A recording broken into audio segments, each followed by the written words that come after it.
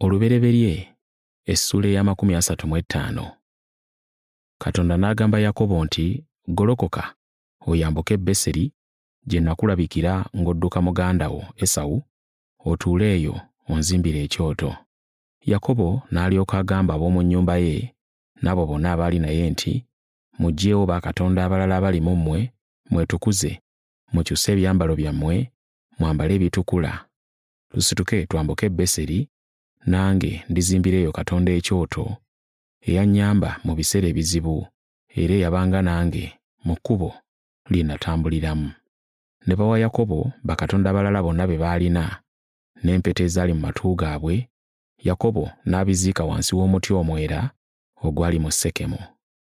Ne batambula, entiisa ennene n'ekwata ab'omu bibuga ebibeetoolodde, ne batabawondera. Awo Yakobo n'abantu bonna abaali naye ne batuuka e Luzzi, ye Beseri, ekiri mu nsi ya Kanani. N'azimba eyo ekyoto, ekifo ekyo n'akituuma Erubeseri, kubanga eyo Katonda gye yamulabikira bwe yali ng'adduka Esawu muganda we. Debola omulezi wa Lebbeeka n'afa, ne bamuziika emmanga wa Beseri wansi w'omwera, ne bagutuuma erinnya Aloninakusi. Katonda n'alabikira nate Yakobo bwe yava mu Padanalaamu n'amuwa omukisa. Katonda n'amugamba nti, erinnya lyo ggwe Yakobo, naye okuva kati tokyayitibwa Yakobo, naye Isirayiri lye linaabanga erinnya lyo. N'amutuuma erinnya Isirayiri. Katonda n'amugamba nti, nze Katonda omuyinza w'ebintu byonna, oyale era weeyongerenga, eggwanga n'ekibiina eky'amawanga biriva mu ggwe, ne bakabaka baliva mu ntumbwe zo, n'ensi gye nawa Ibulayimu ne Isaaka ndigikuwa ggwe n'ezzadde lyo eririddawo.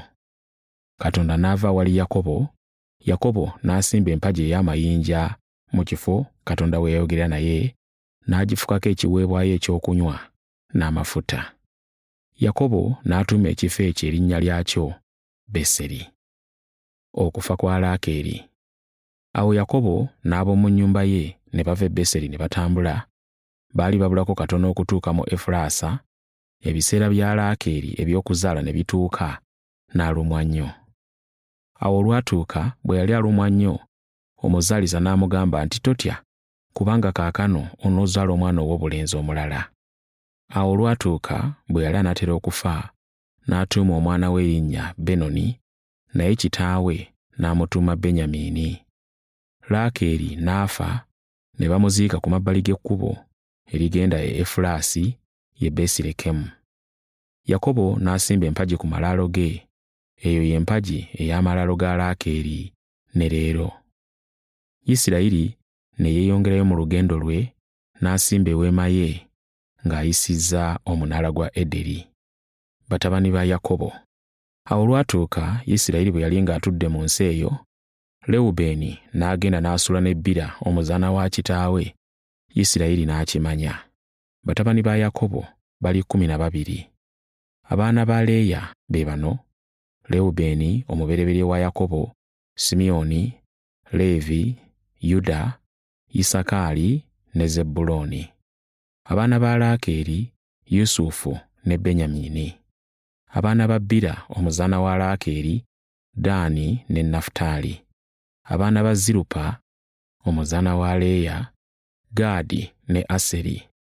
Abo be batabani ba Yakobo abaamuzaalirwa e Padanalaamu. Okufa kwa Isaaka. Yakobo n'ajja eri Isaaka kitaawe e Mamule mu Kiriyasuwalaba ye Kebbulooni, Ibulayimu ne Isaaka mwe baatuulanga. Isaaka yawangala emyaka 180. Isaaka n'afa ng'akaddiye nnyo, n'atwalibwa eri bajjajjaabe. Abaana be Esawu ne Yakobo ne bamuziika.